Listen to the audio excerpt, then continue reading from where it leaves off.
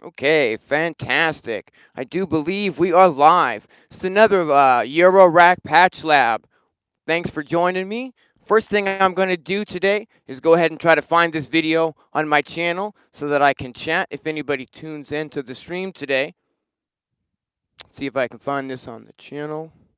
Looks like here we are live. Fantastic.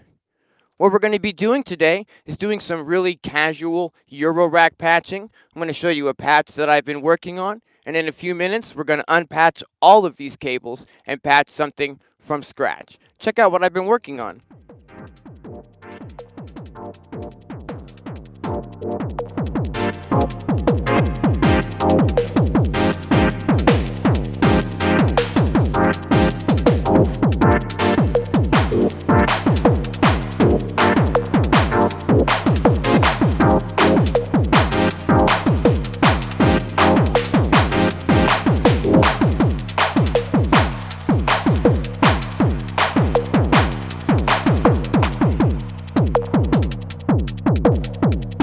This is the patch that I've been just messing around with.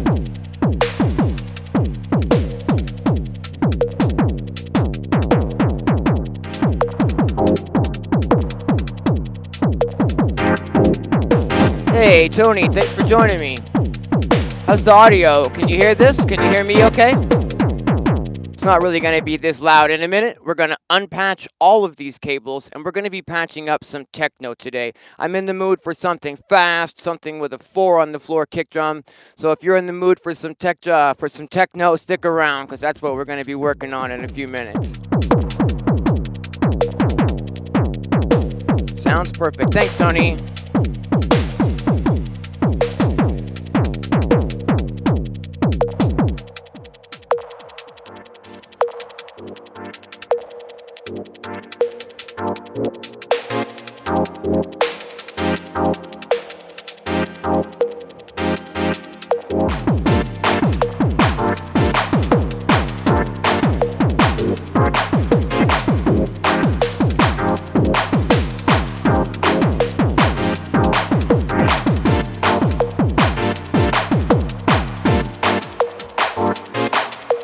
This patch is pretty special. I've learned a new technique so far in putting this together, and that is we're hearing some chord stabs floating over the mix, and the chord stabs are actually changing pitch. How I'm creating that pitch change is I'm using a Synth Sequence 8 8-step sequencer, and it's sending control voltages out in time with our master clock, and those control voltages are controlling the pitch of this chord sample, allowing me to create some changes in the chord sample's pitch. This was a really neat achievement to unlock, to figure out how to use the sequencer this way. Hey, thanks for joining me, Hippie Jason. All right, we got 5 people in the chat already. This is going to be just a super casual stream today. We're going to be unpatching what I've got here in just a minute, and we're going to attempt to patch some techno from scratch with like some 4 on the floor kick drums and high tempos and aggressive bass lines and that sort of thing. But I'm really enjoying using the Sequence 8 this way, as opposed to using it to create a sequence, a melodic sequence, but using the control voltages from the sequencer to send to other modules to control things like the pitch of other modules.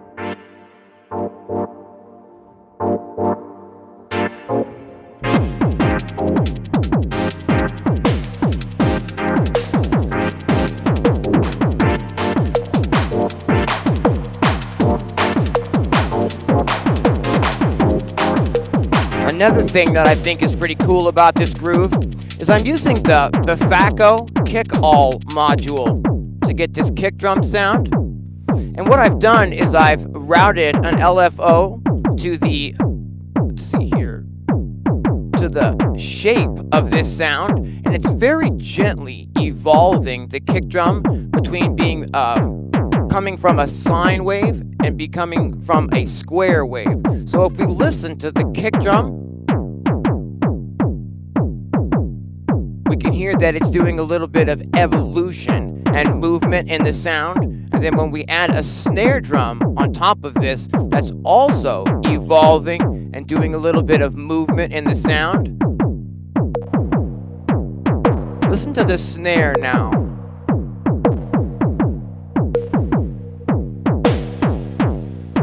Hear how that snare moves as well as the kick drum?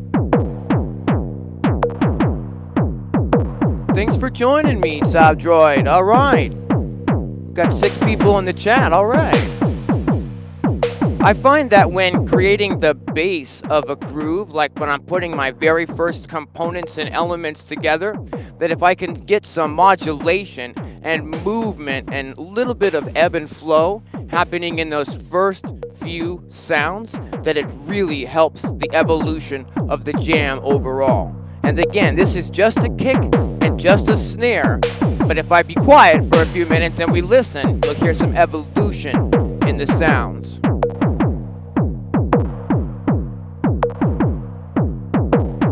I didn't build any of these modules. My soldering skills are pretty much non-existent, so all of these modules were purchased pre-built, including the Synthrotech Sequence 8, yeah. Maybe that's something I can look into like in a couple more years as I get a little bit deeper in this rabbit hole, is maybe trying to build a module. But currently my soldering skills are nowhere near the capacity to actually put something together myself. Let's add some hats. Let's focus in on these hats for a minute, actually, because there's something special going on with the hats as well. I've taken, I'm using a 2 HP hats module, a really skinny module, to create the hi-hat sounds in most of the grooves that we've been creating on these Eurorack patch labs so far. But what I've done is I've created a hi-hat pattern that does all that evolution and movement that you've seen me create in like the previous videos, and I recorded that out into a standard wave file. And then I trimmed out all of these different sounding hits as the hi-hats were evolving and moving. And I've got 12 individual hi-hat samples that are different, each tiny little bit different in length or in pitch. And I've got those loaded into the Squarp Rample sample player. Now when I trigger those samples, by default, the Squarp Rample plays back them in random order. So we have the hats by default evolving and moving. Listen to these real close and you can hear what I mean.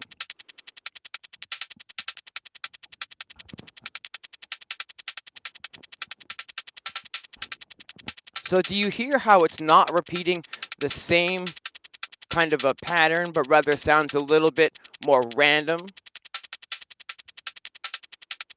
Again, this is the Squarp Rample sample player, and by default, when you load samples into a slot of it, it plays back those samples in random order, allowing me to create, like by default, just by playing a sample back, this sort of movement in the sound. And then when we add our other sounds that are also moving, like the kick and the snare, we get a groove that, when I stop talking, just kind of evolves a little.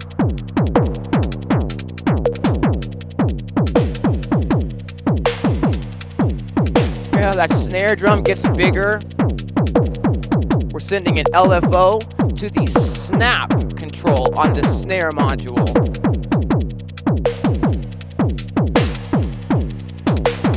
And it just slowly builds up and down the vibe of that snare. And every now and again, you get that big whack, and it really comes through. But this is kind of like a halftime groove, and so I added a clap in regular time over the top of this groove. 2, 3, 4, 1, 2, 3, 4. So now we're combining kind of like a halftime groove with like a regular speed groove, and it sort of creates a different vibe entirely. I can fade that clap in and out and sort of bring the double time back in or mellow out to the halftime groove.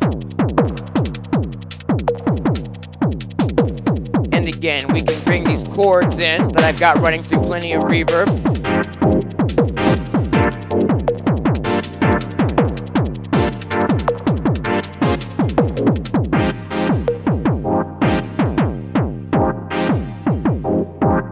been following my channel for a while, you might know that I'm a really big fan of loud, fast, aggressive, and bombastic kind of drums, but with chilled melodics over the top of them, like wonderful, chilled, lush chord stabs and things like this. This is totally my bag, this kind of sound.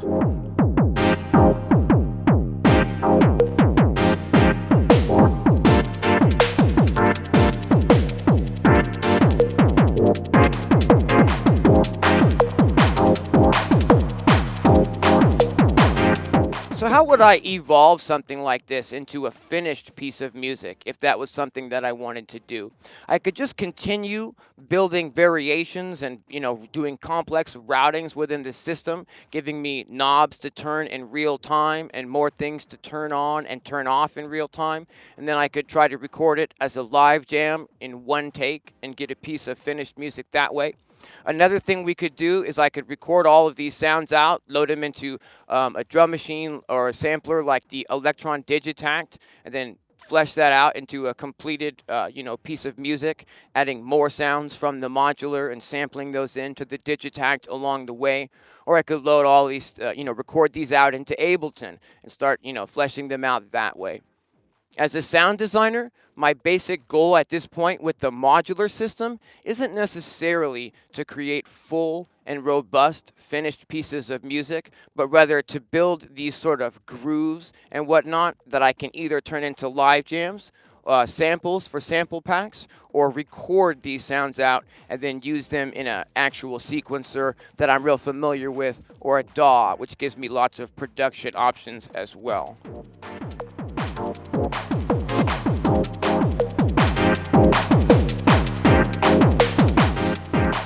In this case, I put this groove together yesterday, and this is the only, life that this groove is going to have, because we're about to unpatch this and patch something from scratch today. I think it's probably time that we go ahead and approach that now so that we can have some fun. I'm kind of itching to do some fast techno today and see what we can put together in real time. So while I'm pulling these cables, let's go ahead and take a listen to something in the meantime so that it's not just silence as I'm tediously pulling all these cables out.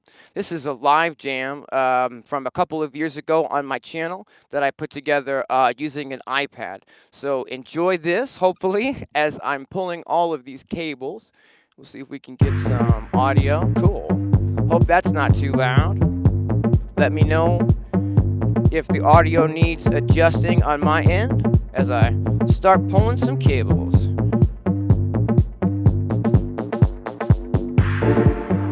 Now, normally I would be a lot more careful with this and go a lot slower, but for the purposes of the live jam, I'm just going to make a mess and pull these quickly so that we don't have to take a bunch of extra time. I'm trying to do it carefully though. Everyone who's sticking around for the patching, thanks for joining me today. We're gonna have some fun today, hopefully.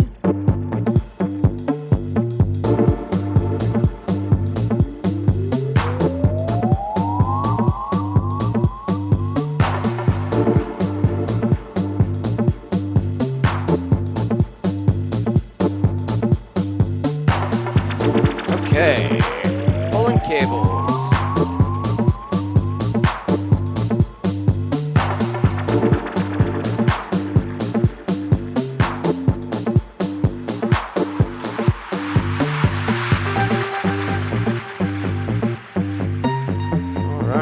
That was a quick pull today. Fantastic.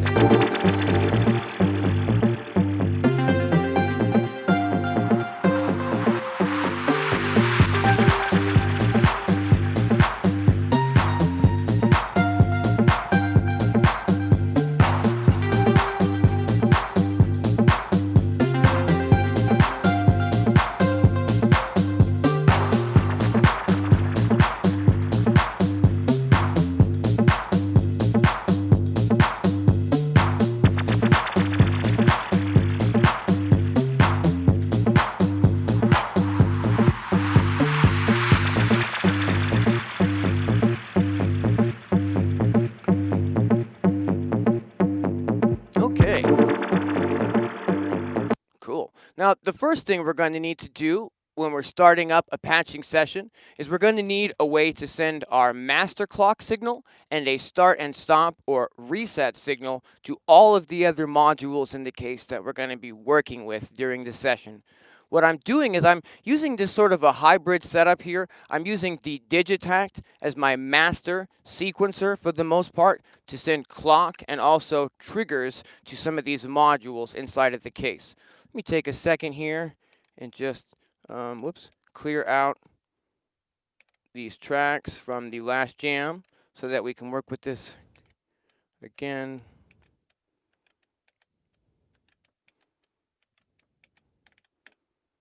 Groovy. Okay, so currently I'm already set up to send clock and a reset signal to this system. I'm using the poly-in poly2 module for this, and we've got a MIDI connection coming out of the Digitact. We've got that going into a little dongle, and that's plugged into the module here. I've got a clock signal coming out of one of these patch points here, and we're going to plug that clock signal into a multiple so that I can now take outputs from the multiple and send that clock signal around the case wherever I need to. Next up, we're going to take the reset signal, and we're going to plug that into another separate multiple so that I can send that start and stop signal out to the other modules and sequencers in the case so that everything knows where the downbeat is and everything will start at the same point in the measure. First thing we're going to do today is go ahead and just sequence out a kick drum. I'm going to do a lot of the sequencing today with the Digitact, I think. And so what we're going to do is we're going to go ahead and use the Bifaco kick-all module.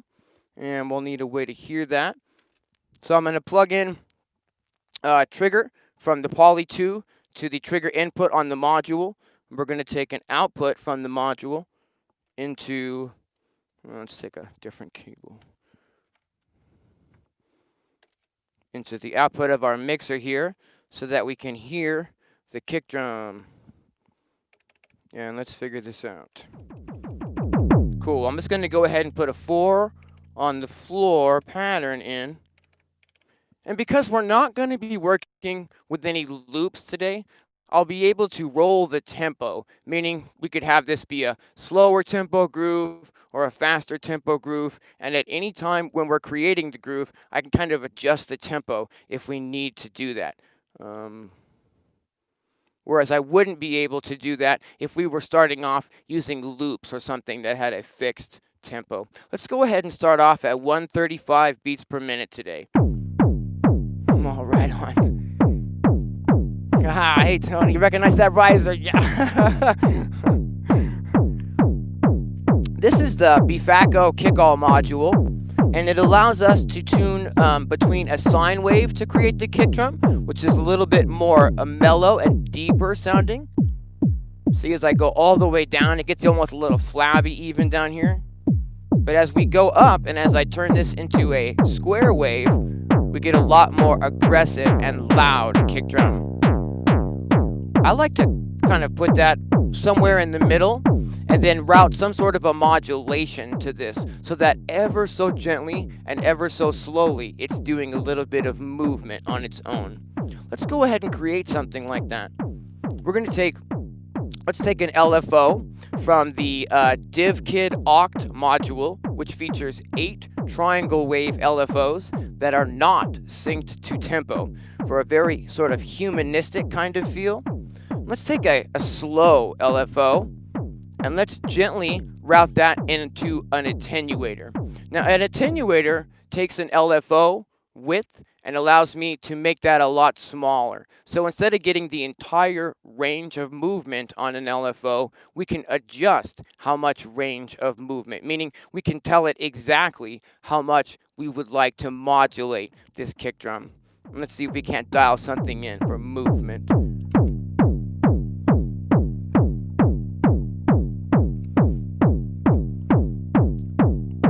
So if I turn, this is the IntelliGel Quad Rat attenuator, and if I turn it up all the way, we're going to have that full range of movement on the LFO. So it's a very slow LFO, so we're moving the kick drum very, very slowly. In fact, I'll speed it up so you can hear what I'm talking about. Okay, hear how we're moving that and it's evolving. But this is kind of, you know, techno. I don't really want the kick drum to shift as fast as this. So we're going to go ahead and run this through a very slow LFO. So just in the background, the kick will be moving ever so gently as this mix is playing through.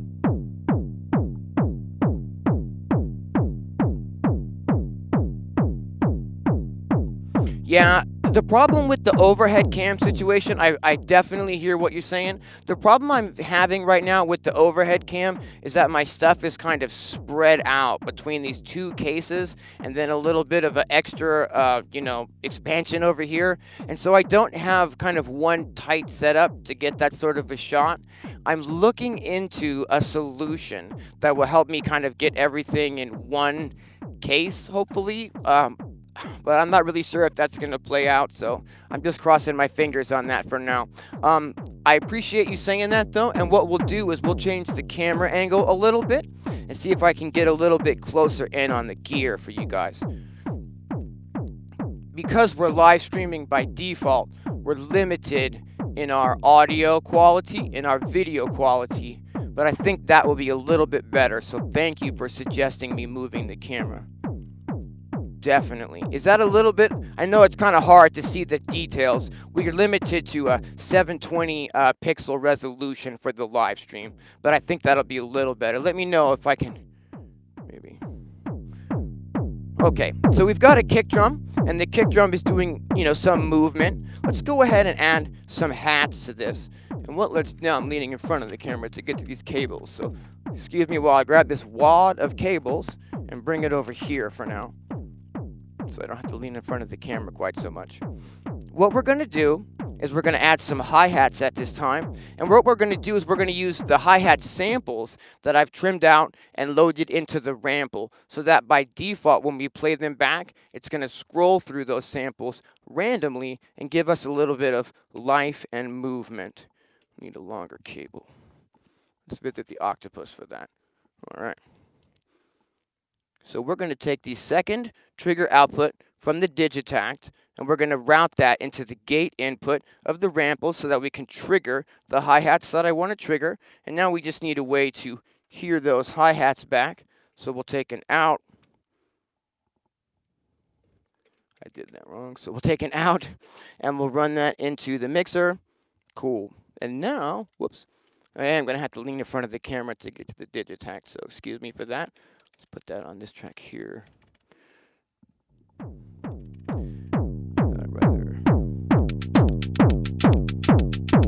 Cool. So what let's do is let's let the kick drum continue, you know, being the main focus, since we're kind of working on techno. And what I'll do is I'll put a hi-hat pattern on all of the notes in the measure except for the 4 on the floor part. We'll copy this page. This angle is a little bit odd for me. Sorry, guys. I got to move this just a little bit for now. Yeah, let's go to the...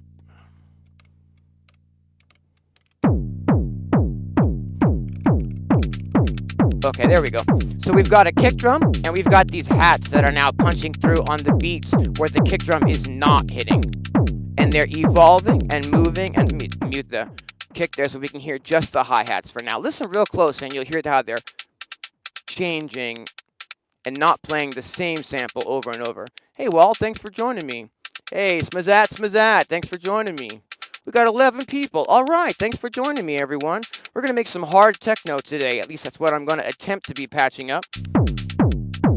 Currently, we've got a kick drum from the Bifaco Kick-All module, and we've got some hi-hats that are samples that are being triggered from the Squarp Rample module. And I'm triggering both of these using the Electron Digitact. Let's go ahead and try to create a bass at this time. And what we'll need to do is go ahead and send the clock signal and the reset signal over to the other side of my system. So I'll take a long cable. We're going to take a clock signal out of our multiple in the first case, and we're going to route that into a multiple in the second case. So that now my main clock signal is coming into the second case. And I also need a longer cable so that we can take the start and stop signal, which allows us to get all of our sequencers knowing when the downbeat is. Super important. So now we have a clock signal and a reset signal coming over to my second case. So we can start patching some stuff up over here. And what let's do is let's take a clock signal from our main clock, which again is coming from the Digitact, and let's go ahead and run this into the Sequence 8 from SynthRotec sequencer, and by default that gets us running the sequencer in time with our groove. But we also need a way for this sequencer to know when the downbeat is. So let me see if we can just patch a reset signal into the reset. Fantastic. 1, 2, 1, 2. All right. And what we'll do is we'll go ahead. I've got the Mordax data module loaded up and ready to go with a couple of square waves today. I figure we'll try to use this to create some sort of a baseline with. And what we can do is we can take, I've got the audio a little bit low in the background so that I don't have to yell over it, but keep in mind as we get going that it is going to be quite a bit louder as we get going. And in fact, I think I need a little more level from what I've set up there at home. Hey guys, hey Ross. I don't really know how to pronounce your name, Kurdink. Sorry. Thanks for joining. With 14 people in the chat. Thanks for joining me, everyone. Okay. We're going to go ahead and take a control voltage output from this sequencer, and we want to keep this basically right now. It's just sending random voltages. They're not like tuned to a specific scale or key or anything. So let's attempt to be melodic today and lock ourselves into a scale. Let's use the quad quantizer from Blue Lantern modules. I'm going to route the output of our sequencer CV into the input of this module, and I've got it set to a minor scale. So it's going to lock these voltages to notes in the minor scale. And we need two things for it to be able to actually turn this down. We need two things to be able to actually hear these sounds coming through. We need a way to send it to the module, which we can go ahead and take an output from the quad quantizer right into the, I have a C2 square wave here on our first sample position, but we also need to tell the quad quantizer when it should trigger these notes. And for today, I think we're just going to take our main clock signal and punch it right in there so that every beat of the clock, it triggers a note of this sequence. Now, we're currently already sending the sequence data to the Mordax data because I can see the square wave moving over here. And all we need is a way, let me take a long cable for this one. All we need is a way to route the audio from this module into our mixer so that we can hear what we're actually creating. Let's do that. Did I not set up the output here?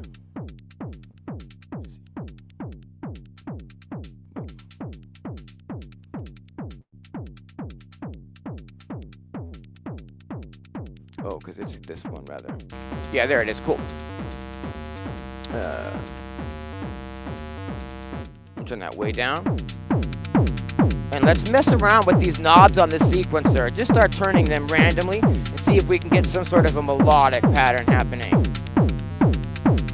Kind of like we're looking for sort of like a techno-y bass line or something.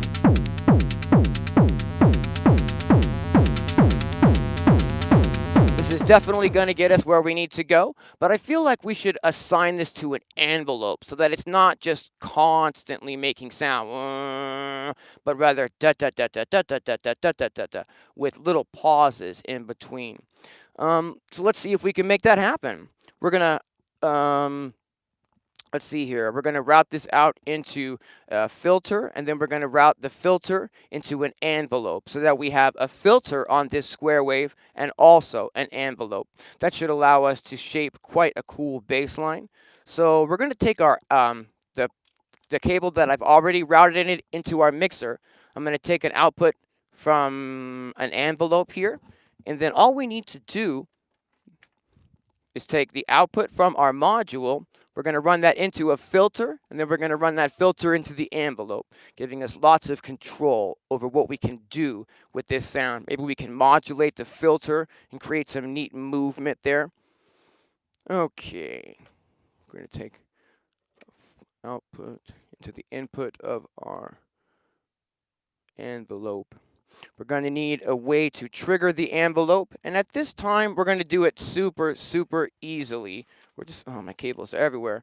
We're going to just take a clock signal from our master clock, which is 16th notes, okay? And we're going to use that to trigger the envelope so that our bass line will be coming out on all 16th notes for now. We're getting there.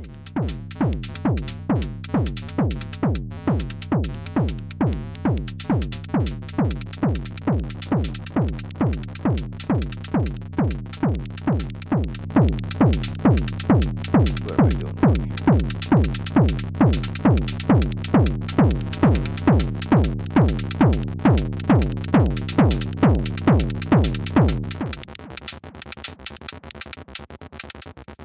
Okay, just going to focus in on this bass line for a second.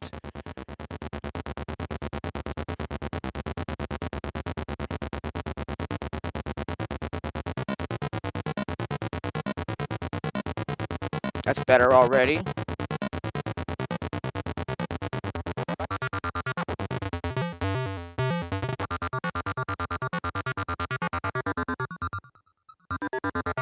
Running it through the filter here.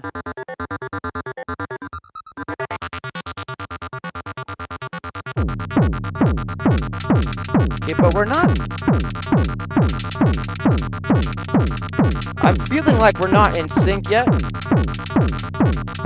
What am I doing wrong there? We'll figure this out. We're really not in sync, are we? That's really weird.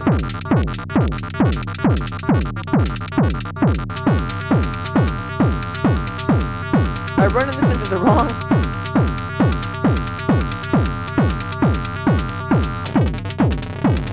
Oh, there we go. Boy, there's always some tiny little thing, you know. This envelope module that I'm using is the Javelin from WMD Devices.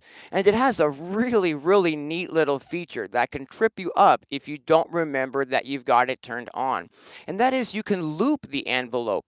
I had it looped the last time I was using it, so it's creating an entirely different envelope experience than when you don't have that clicked, which is explaining why it was being super weird just there, and this should have that fixed for us. Yeah, it sure does. Excellent. Now, this envelope is functioning a lot more like what I had in mind. And the neat thing about this particular envelope is that it has three different settings for the range of the envelope. So how much of the envelope are we sending to this sound? That doesn't really make a lot of sense when I say it out loud, but listen to what it sounds like when I scroll through the ranges on this envelope. Here we're using, okay, a super tight envelope, but listen if I scroll through these ranges.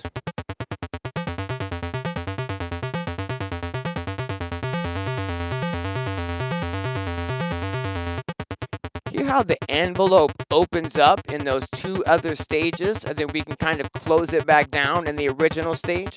This is amazing for using in a live jamming situation, because it gives you that movement over the sound. Let's get this going over the other sounds, and I'll show you what I'm talking about.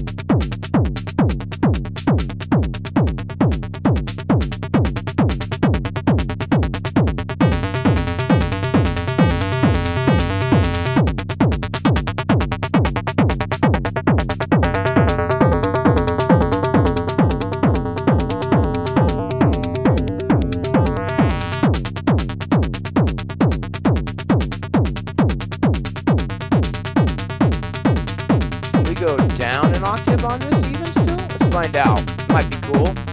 Yeah, I think maybe we can.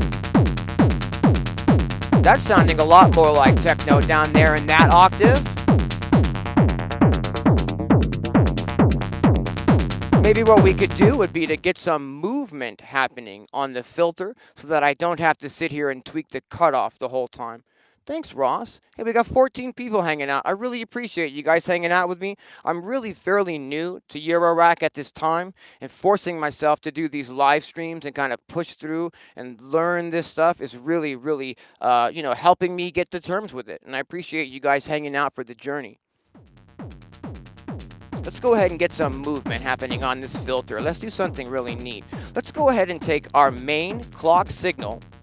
Get a longer cable. Let's take our main clock signal and let's route that into the random step module from DivKit. This is a sample and hold module, and by sending our main tempo into it, now we've got the module sending out sample and hold signals in time with our beat that we've created here. We get a really long cable and run one of these sample and hold signals over to the cutoff on our filter, and we'll see if we can get some movement happening on that in real time.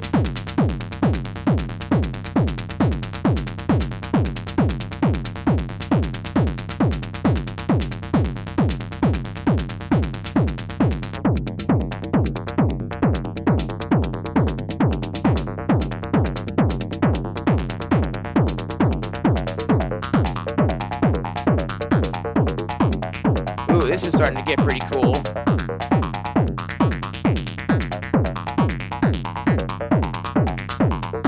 That's like really underground weirdness right there. What I think I'd like to do though is try to remove gently some more of the high frequency content from this bass before we actually route it into our mixer. So what we're going to do is, instead of taking an output from that envelope into the mixer, I'm going to take an output from that envelope into the Mazatron quad cutoff, which is a four individual filters module. And these are really, really gentle filters. There's no resonance adjustment. These are just 6 decibels per octave slope, low pass filters. Super, super gentle, and they will allow us to just sort of very casually take off the high frequencies of a sound.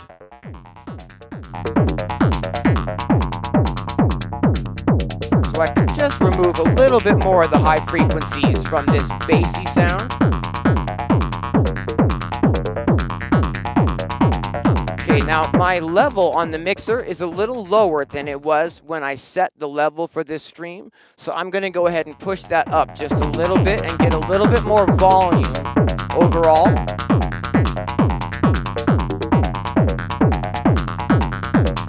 There we go. Hey, thanks for joining me, Wave Mutator. All right. 16 people hanging out. I appreciate you being here, everyone. Just doing some techno today, trying to have some fun with some kind of dirty underground techno. Let's go ahead and add a clap over this groove to kind of get us, that flow of the beat, shall we?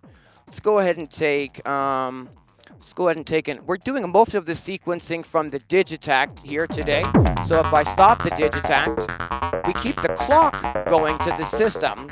So anything that's running off of a sequencer in the system remains going, but any sounds that I'm sequencing from the Digitact stop playing. Currently, the only sound that we're sequencing with a sequencer is we're using the Synthrotech Sequence 8 sequencer to create our bass line. And now we're going to add a clap over this. So I'm using the Tip Top Audio 1 modules. I have 2 of these. These are sample modules.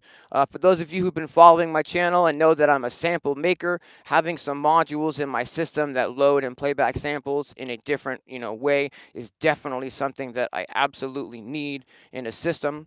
What I've built here isn't really a big synthesizer, but rather a giant groove box with drums, synths, and basses. And let's route this into our mixer so we can hear it. And we'll go ahead and send a trigger signal to this clap using the Digitact. Go ahead and just punch this in here. Cool. I've got a whole bunch of different clap samples on this module that we can scroll through. I don't think we need to do much more scrolling. That's pretty good right there.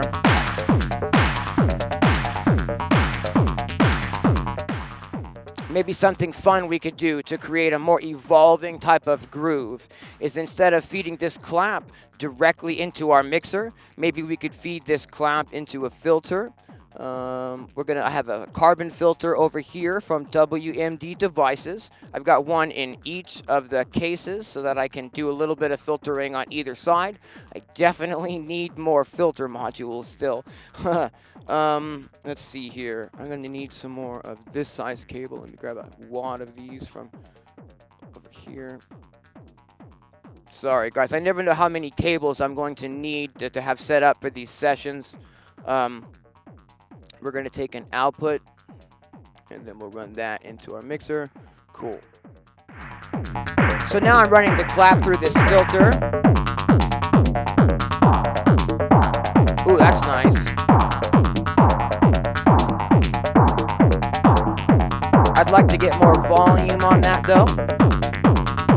So we'll run... When I need to get more volume on something, I have a few modules here that I can use for that. The first one is the Vermona Amplinator 3, which allows me to turn the volume up to 20 instead of turning the volume up to 10. And then recently, I've picked up a Circuit Abbey Gozenta, which allows you to put 2 mono signals into it, and it allows you to boost those mono signals up to 36 decibels of gain. That's what I've been needing this whole time for really low signals.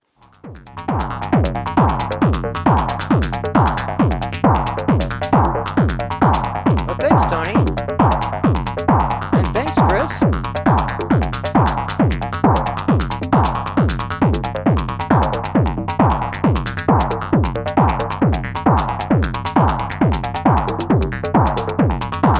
Get a little bit more level here.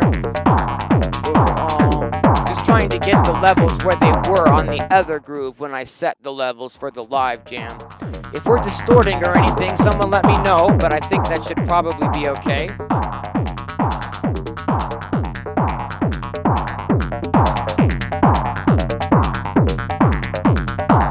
Maybe let's go ahead and see if we can do a little bit more, modulation on this clap sound. These modules allow you to run a CV input and adjust the pitch in real time. So what let's do is let's do just that. Let me grab 2 cables, and let me take an LFO that's moving real slowly from the DivKid Oct module. Again, these are 8 triangle wave LFOs that do not sync to your tempo, so you get a little bit more of a natural and humanistic feel to your groove when you use this module. I'm going to go ahead and run the LFO through the quad rat attenuator, which allows me to adjust the amount of movement that LFO is sending to the pitch of our clap. We're going to mute these other things here so we can just hear that clap. And if I turn the knob up, we're going to be getting quite a lot of pitch movement that's happening on that clap. And I can adjust exactly how much of that pitch movement is happening using the knob. This is what we're using the attenuators for, to send a sample and hold signal or an LFO signal or any kind of modulation signal into the quad rat, and then we can adjust the amount that signal is sending to whatever we're trying to modulate.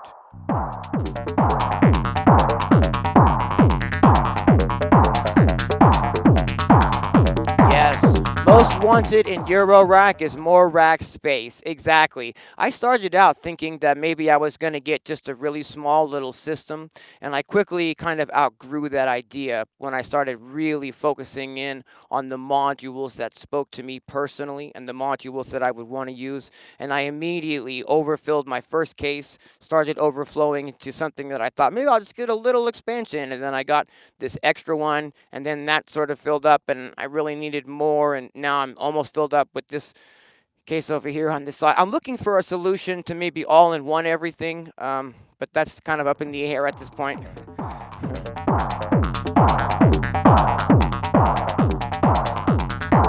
Well, this is sounding pretty groovy. Let's see if we can add a chord stab to this, and And what let's do is let's go ahead and try to sequence that a different way. Instead of using the Digitact to just, program some notes and sequence that, let's see if we can use a Euclidean sequencer to get sort of a random triggering movement happening on a chord sample.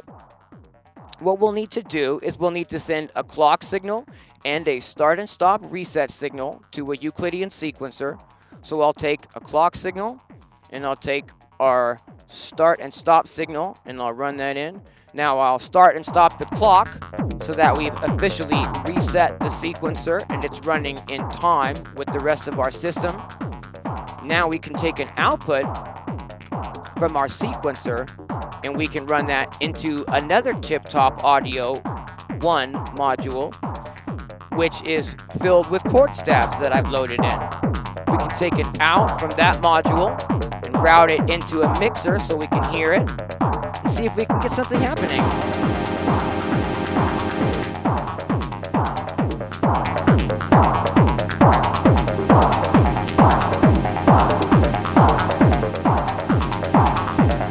Yeah, this is definitely going to work. All right, cool deal. What we'll need to do is we'll need to run these chords into an envelope so that we can shape the sound. And what we'll do to do that is instead of routing the output directly into our mixer, we're going to route the output into an envelope. I'm using the Javelin from WMD Devices, the same envelope that we used on the other side. I'm going to make sure we're not in loop mode this time. And we're going to take an output from this, and I'm going to need a longer cable for that. Take an output from this and run it into our mixer. So now we've got our chord running through this envelope, and we just need a way to trigger the envelope, and we'll do that the easiest way by just sending our master clock signal to the envelope. So I'll take a clock from the multiple here. I'm going to run that into the gate input of our envelope.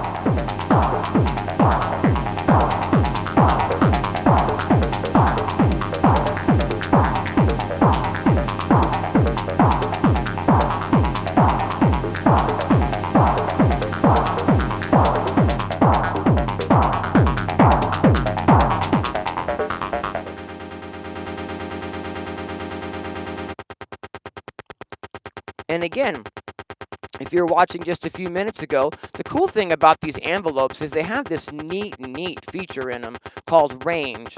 So here we're using a really tight envelope, and if I push the range button, it will cycle through a range of envelope.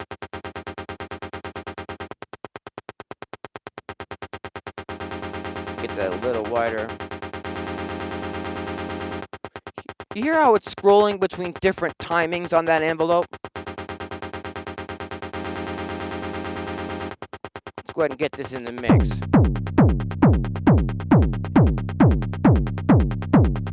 Yeah.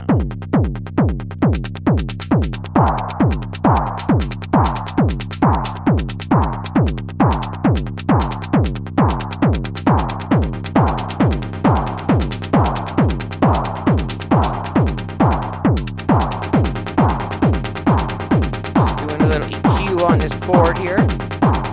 Now everything is dry at this time. We're not using any reverb, we're not using any delay or any effects of any kind. The delay you're hearing on the clap is built into that sample. And below, absolutely.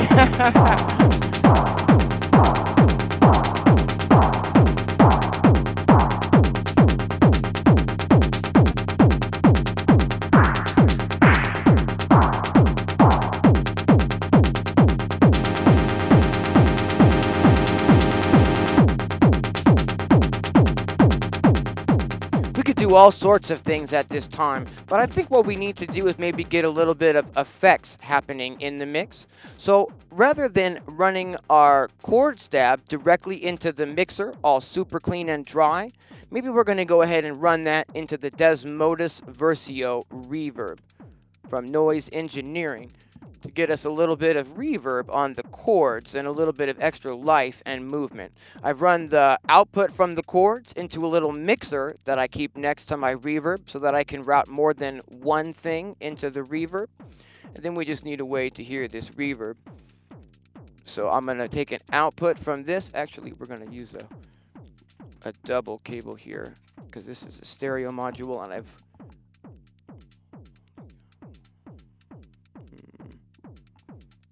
no, we could use two. Okay, cool. Let's do that.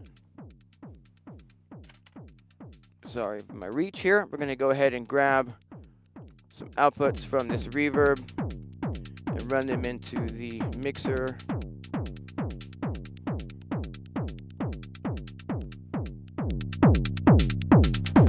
And now, when I bring up the volume on the chords are now going through the Desmodus Versio reverb, which is quite an impressive and fun reverb. We can get a lot more life on the sound using this.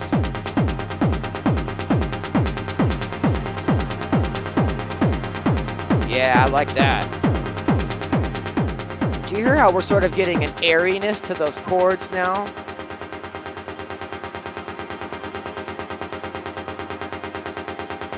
But they're still, you know, pretty static in that they're not really changing or doing any evolving.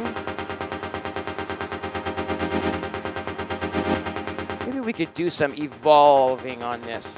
Maybe what we could do would be, oh, my cables are spread out everywhere. Sorry, guys. Let me grab some of these. Cool. And maybe what we could do would be to take an output of an LFO and run that into the attack of this, so that the sound ever so gently starts moving. Hear how we're fluttering the attack on that now?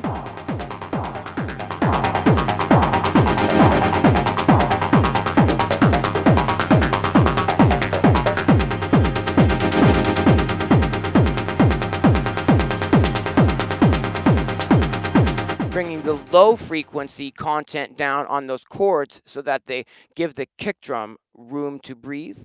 One of the reasons that I chose this particular mixer, this is the Hex Mix from Bafako, is that it's a 6-channel mixer which allows me to switch the tracks on and off in real time using mute switches, but it also has a 3-band EQ. So I've got high, mid, and low controls over all of the sounds, and I can do a little bit more shaping as I'm building the grooves. Hey, thanks for watching, Ned. What's happening, Redneck Samurai? Thanks for sticking with me. Got 17 people in the chat. All right, guys.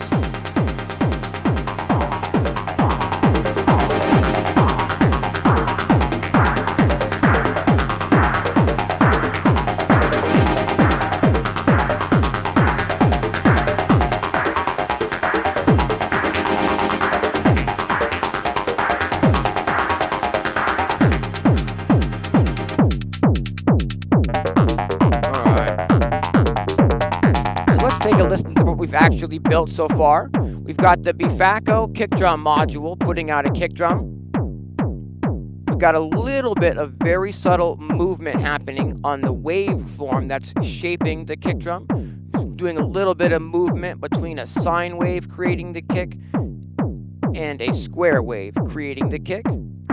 We've added this kind of distorted clap sound, which is running through a filter, which we can adjust in real time.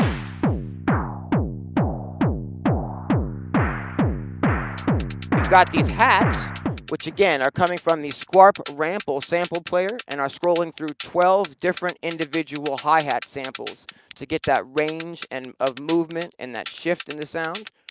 We've got this sort of random freaky techno-y bass that we're creating using a square wave from the Mordax data, doing a lot of extra filtering on that square wave. And then we added the chords over the top of all this. And they're just running, you know, our stock clock pattern, our stock, you know, all 16th notes of the pattern. We could get a little bit more creative with that. And let's do that at this time. Let's use something else to trigger our envelope for these chords as opposed to the clock, so that we can get a more interesting rhythm happening in real time and maybe even shift that rhythm. what let's do is we're going to use the Mazatron Golden Shower sequencer for this. This is one of my absolute favorite things to use for sequencing stuff in the Eurorack because you can adjust it in real time. And you'll hear what I mean by that in just a second. I've sent a clock signal into the Golden Shower, and by default the playhead starts moving here at the tempo of our groove. If I take a start and stop or reset signal out of the multiple that's featuring that, and I run that into the reset of the Golden Shower, and then I start and stop the sequence. Now the Golden Shower sequencer knows when the downbeat is, and it's in time with all of the rest of our modules. I can put a pattern on here. It's basically an 8-step trigger sequencer. You can roll the knob all the way up. It's hard to explain. I'm going to do my best here. It's got 256 patterns. It's basically every variation of 8 note steps that you could come up with. Any variation of those 8 notes you can use to trigger your patterns with, and you can roll this knob in real time and change, scroll between those 256 rhythmic patterns.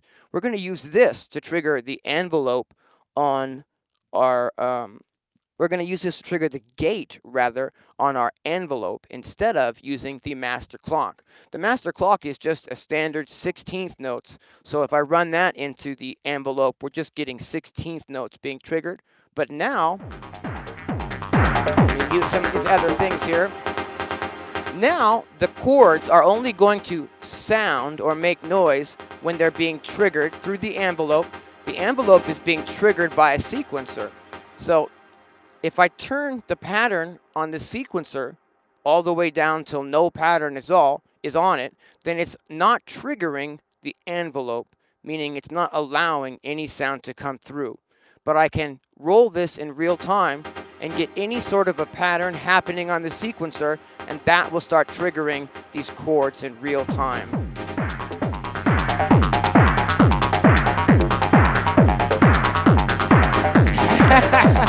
The thing about the Golden Shower module, I have 2 of them. I know it's funny and we like to joke about it and stuff, but man, these are just absolutely amazing sequencer modules. The Mazatron Golden Shower, if you guys are doing any Euroracking whatsoever, look into this module. It is super awesome for real-time use.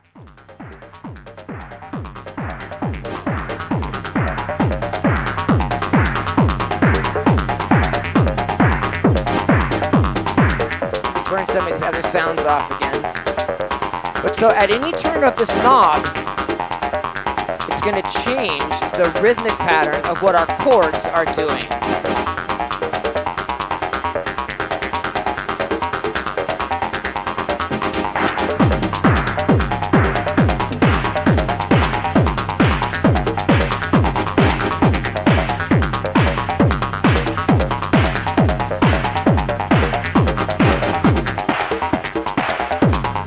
Ooh, that's cool. Let's talk about that real quick. This is a kick drum trick for live jamming that I learned from Ricky Tynes. If you're not following Ricky Tynes on YouTube and you like music production in any form, absolutely, go give Ricky Tynes a sub. This is a technique that I saw on one of his videos where, oftentimes when we're jamming, we'll do a thing to where we'll mute the kick drum for a turnaround so that, it's like we're jamming and then mute 2, 3, 4, and then unmute. We get those little bits of turnarounds. Well, one thing that he showed was another method for creating that. Instead of muting the kick drum, if you've got the kick drum being created in real time from a module or a drum machine that allows this, you can literally just bring back the decay of the kick drum to pretty much the 0 position. And it definitely, gives kind of the same effect as just muting the kick drum for that little measure, but it doesn't actually mute it. It leaves a tiny little bit of a clicking in there and definitely adds a little bit of something extra as one of those extra ways that you can do things in your mixes and whatnot. Check this out. If I mute the kick, 1, 2, 3, 4, right? You know the technique. And 1, 2, and mute that kick drum, right? But another way to approach it, because the kick drum is being created in real time, is we can just move the decay on this kick drum. Let me turn some of these other sounds down. leave it just a kick in the bass. And 1, 2, 1, 2, 3, 4. Do you hear how we're still getting kind of like a whip, tiny little kick from the kick drum? It's not our full meaty kick, but it's just this little kick.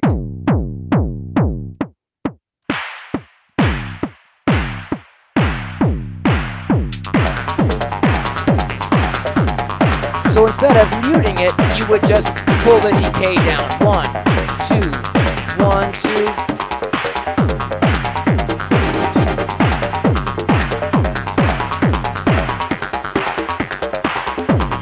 And it just leaves that tick in the background of the kick drum. It's subtle, but if you're a music geek like I am, another way to approach the same concept is solid gold. Thanks, Ricky.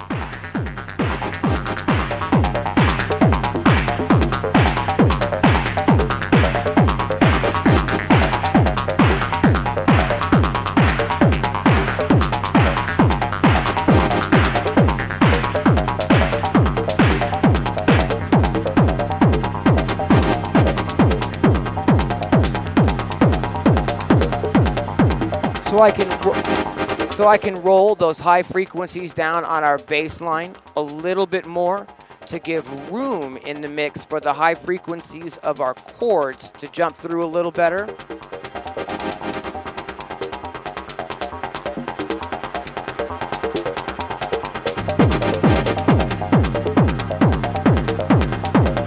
If we want to chill out a little bit, I can tame this kick drum.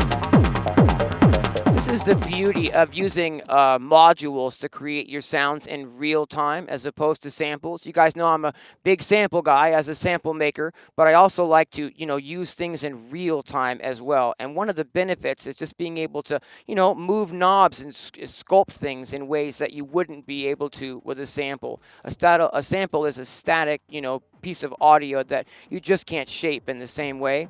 So we can take our kick drum and we can, really shape it down to being made from a sine wave instead of a square. Kind of make it a little more subtle. We can lower our groove and get maybe down into more of like a deep house kind of vibe.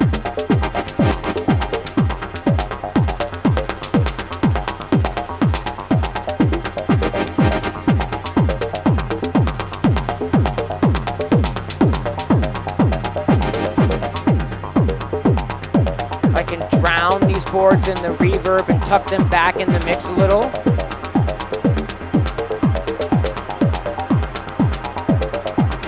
We can darken the tone of that reverb, allowing the hi-hats to float over the top of it instead of getting buried in that reverb. Hear how the hi-hats kind of jump over the reverb as I lower the tone content of that?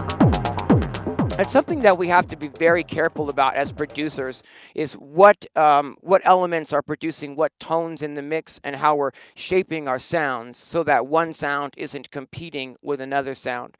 For instance, there's quite a bit of high frequency content in the chords here, and there's by default there's quite a bit of high frequency content in the hi-hats. And so by taming the high frequency content that's coming through on the chords, it allows the hi-hats to have a little bit more space in the mix.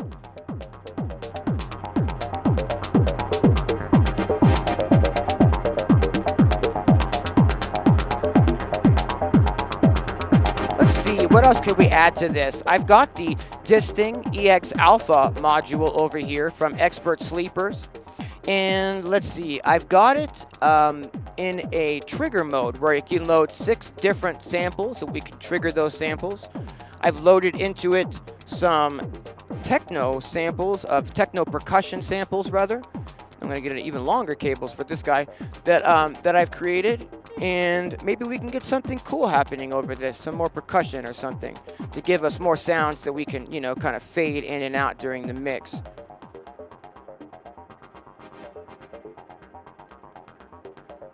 So I'm going to go ahead and route this module into the mixer here so that we can hear what we're doing.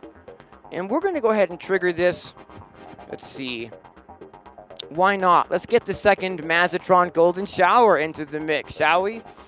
let's go ahead. You guys know this now, by now. All we need to do to get a sequencer working with the rest of our system is we need to send it a clock signal from the master clock, and we need to send it a start and stop reset signal so it knows when the downbeat is. I'm going to do that at this time.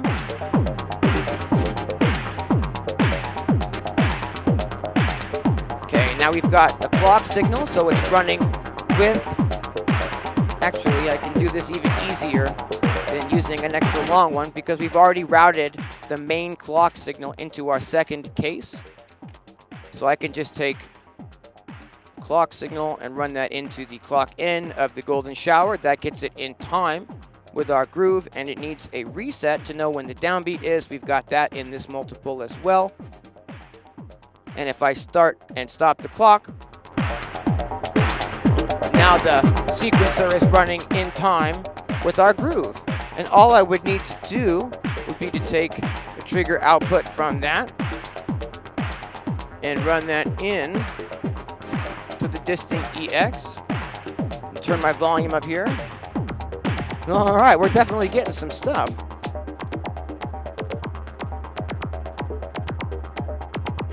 Let's see here. Let's get the kick and the bass happening and see if we can't nail in some sort of a cool sound.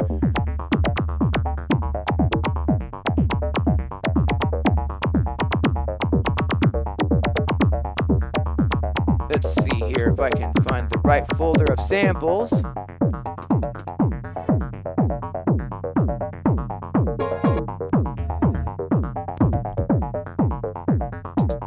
Here we go. Here's the folder of Tekno percussion samples.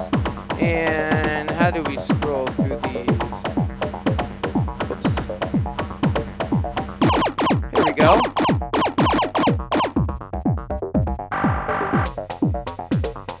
Ooh. Yeah, that's kind of cool. And kind of a neat rhythm already, too.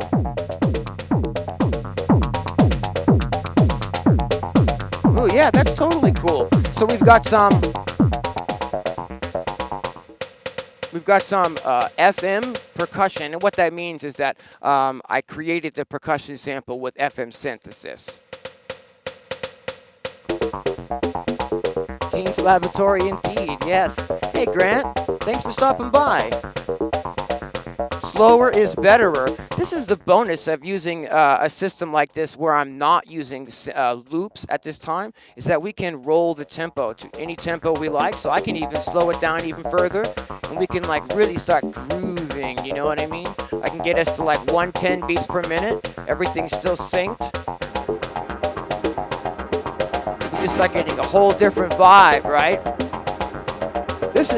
This kind of thing is definitely an appeal to, this sort of a workflow, playing with the Eurorack, is that we're not using loops. Again, I could be loading loops into the sample modules, but in not doing so, it gives us the freedom to change the tempo at any time, and everything will still be synced to that tempo.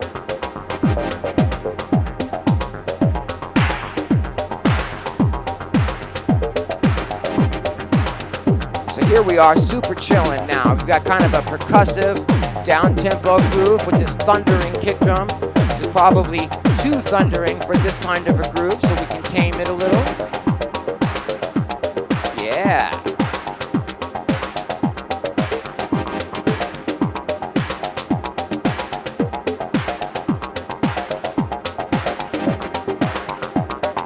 This is what, let me show you this.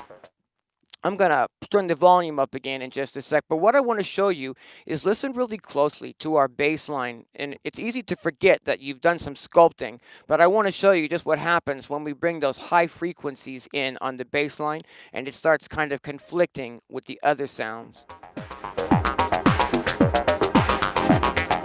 It's really punching through on the top and kind of competing with the hi-hats a little. But as I gently roll down the high frequencies on that bass, you almost hear the hi-hat start rising over the top of it instead of getting buried inside of it. Contain this reverb.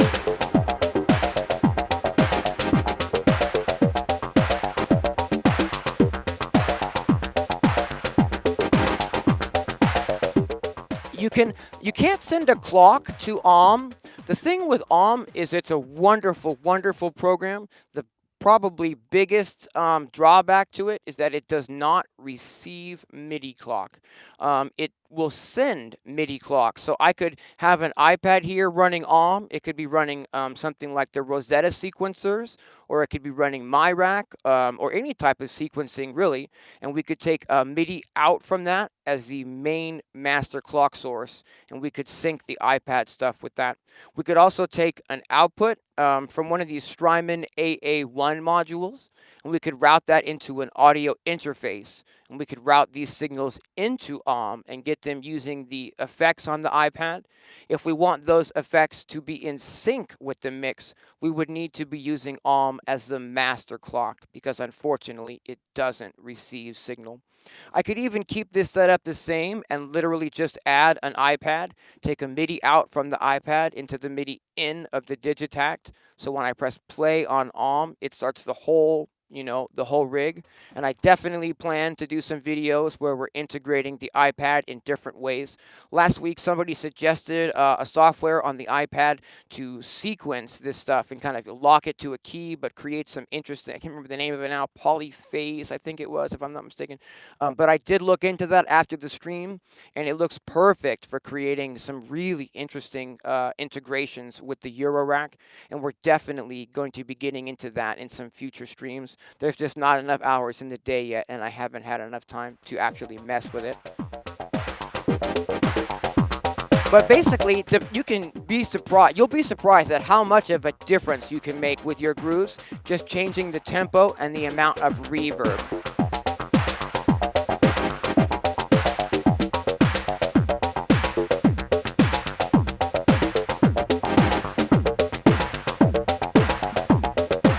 So we could take this groove that we've created, right?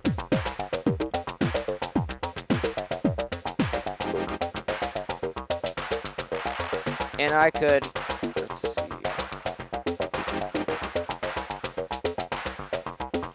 Okay, we could take out the kick drum. Now we're kind of slower, right? So maybe 4 on the floor is not the way to go. Maybe we want to create a broken beat type of pattern. So if I start the Digitact, right, and if I get it into live quantized recording mode, I can just punch in something.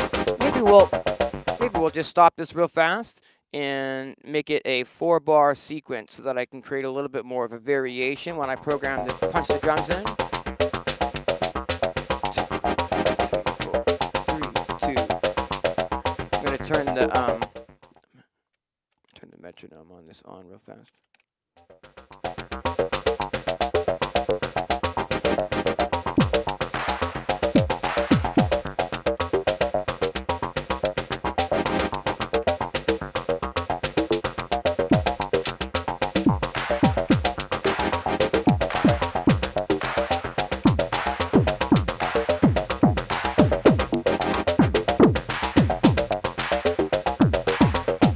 Now we've got kind of a broken beat happening.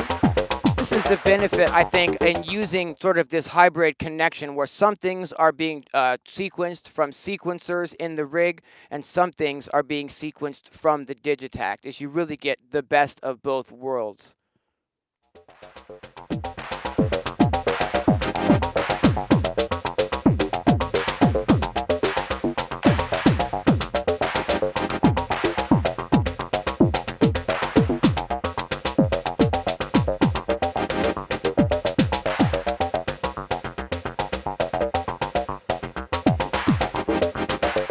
Having a little trouble here keeping my brain around where the beats are. Sorry about that. Let's go ahead and go back to a 4 on the floor to keep this easier. But you see my point that we could easily switch this to other rhythms to suit the groove that we're creating.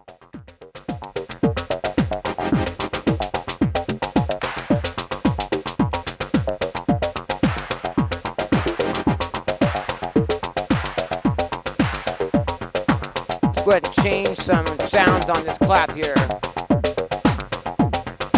Let's bring this tempo back up again. Back up to something like 125.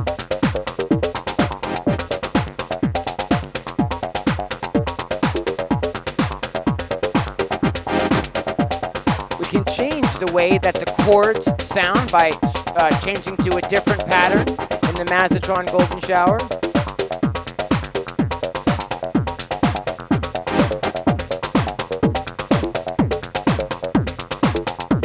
Ooh, nice minimal techno groove now. Bringing up the reverb. Yeah.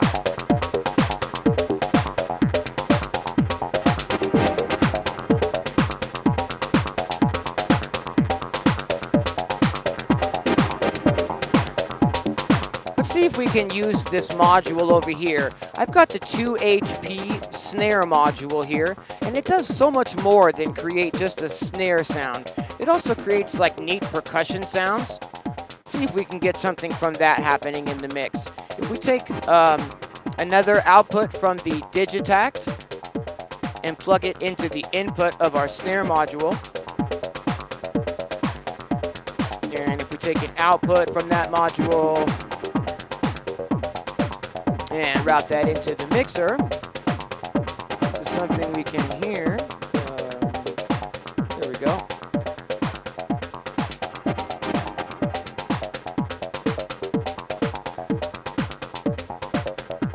Cool.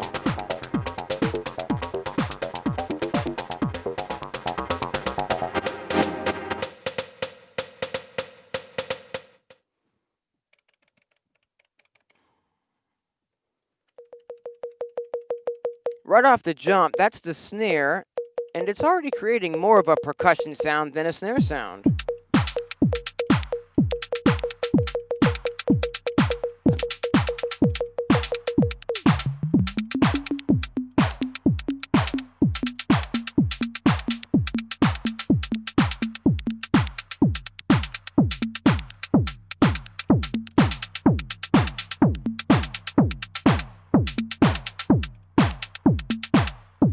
That on every now we got kind of an interesting little backbeat, you know, percussion hit. This is the 2 HP snare module, and if I mess with it, we can make it sound more like a snare. We can make it a short snare or a long snare, but I really like to kind of use it more as a percussion sound than a snare. Bring our bass back in here.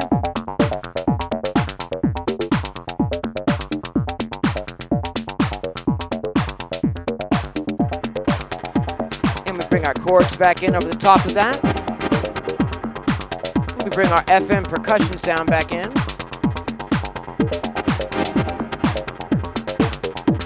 All right.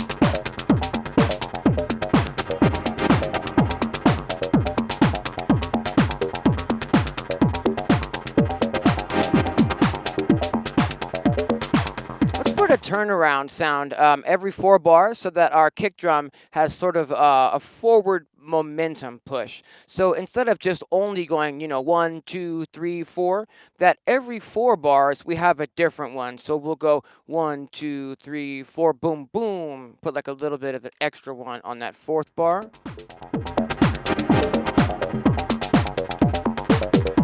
Cool. We got 13 people hanging out with me. Thanks for sticking around, guys. Hey, Jimbo, thanks for joining me.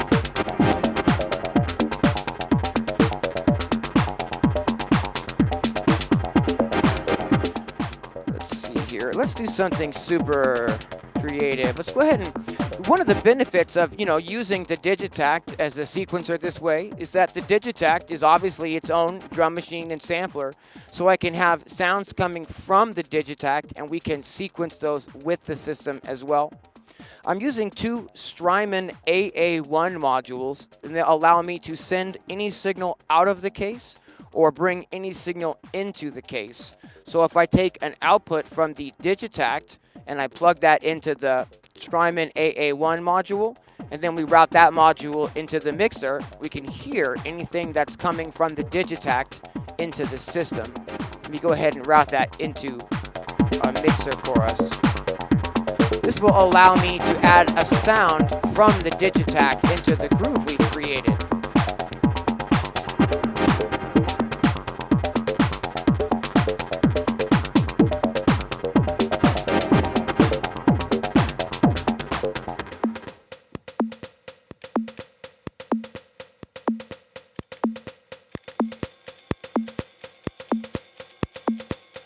We've got a ride cymbal. It just happens to be here from some previous sessions, and that's groovy. Let's get that in here. I really like to have that high frequency ride coming over the top of things.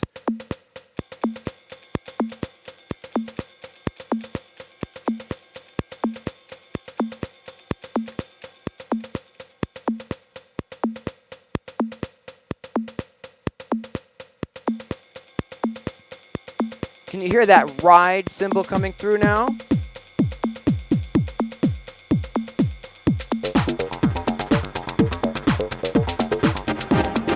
We're now combining 3 different methods of sequencing to get this groove happening. We're using a sound that's being sequenced from inside of the Digitact and bringing that into the system. We're using the clock that's being sent to the system from the Digitact to control some sequencers and keep them going with the mix.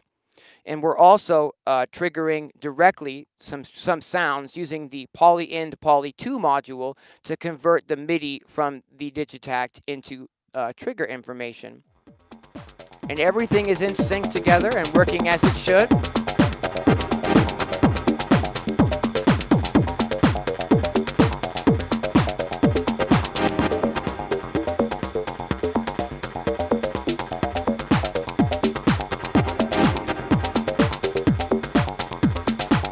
We can mess with the bass line by just turning the knobs that are sending out the voltage and create a different bass line, like a different groove entirely, right? If we bring this up, all I have to do is just randomly change whatever these note voltages are sending out.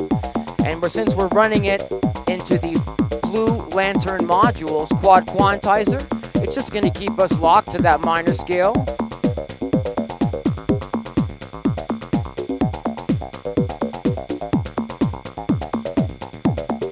If I turn these notes all the way to the left, we should be getting just a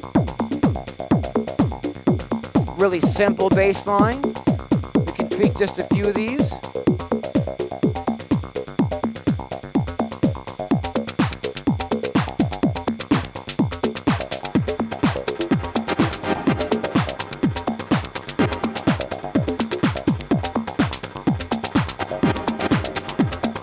Basically, my aim is to always have a little bit of movement on just about everything that I can. Because there's a lot of knobs and a lot of things that we can grab in real time, but I've only got 2 hands. So if we can program a little bit of extra modulation and movement into the sounds as we're creating the groove, all that much better.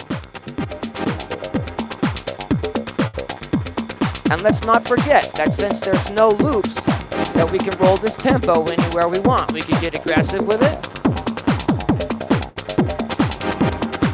Maybe turn those chords off. Bring that clap up. Maybe find a different clap.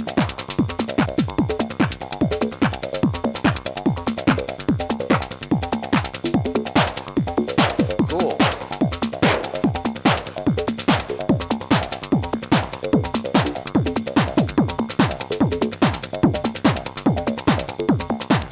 Change the waveform that's creating our bass line and see if we prefer something else other than a square wave. For instance, this is a sine wave creating the bass. That's pretty cool. Maybe we can take this tempo down again and groove it. Maybe go quite a bit down and really groove it. Bring those chords back in.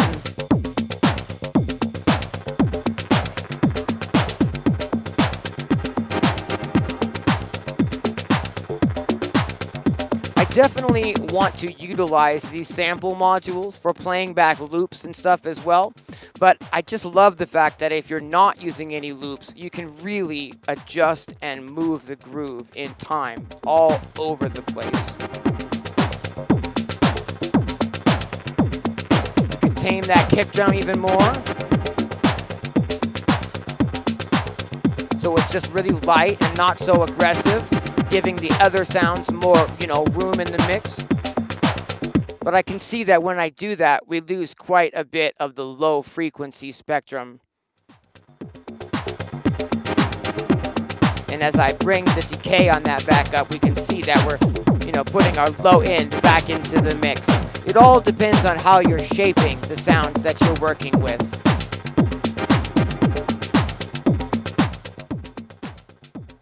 See, we've been just about almost an hour and a half today. I think I'm going to call it here for this session. I really appreciate everyone joining me, and especially for the few of you who stuck around all the way to the end as well. I'm going to be doing these Eurorack patch labs every Sunday at 10 a.m. Pacific Standard Time. Sundays at 10 a.m. Pacific Standard Time. And we're just hanging out. I'm super casually patching. I'm talking about all of the things that I'm doing. I'm talking about how I'm doing them and why I'm doing them. We're talking about different variations and ways that you can use the gear, and just generally hanging out and having a super casual, fun time. I appreciate you sticking with me. And until next time, thanks for watching.